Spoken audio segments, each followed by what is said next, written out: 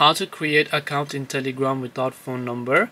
Hey everybody, welcome back to our channel. In today's video I will guide you through the steps on how you can create an account in Telegram without phone numbers, so make sure to watch the video till the end.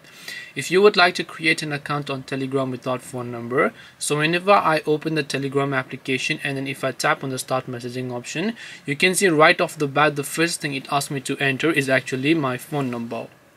And as you can see, there is no such option which I can use to actually use my email address or other things in order to create a Telegram account, which means that Telegram account creation is not actually possible without a phone number.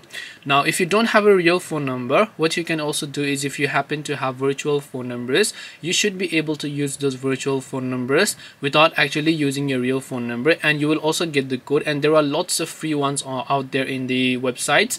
I'm not going to describe them in this video, but if you are interested in that, you can go ahead and check that out if you'd like. And this way you will be able to create Telegram account. Bottom line is, you can't create, but doesn't mean you can't create with the number. What you can do is you can use a virtual phone number. Hope this video was helpful. If you have any questions, feel free to leave them down below. Thank you for watching till the end, and see you soon in our next video.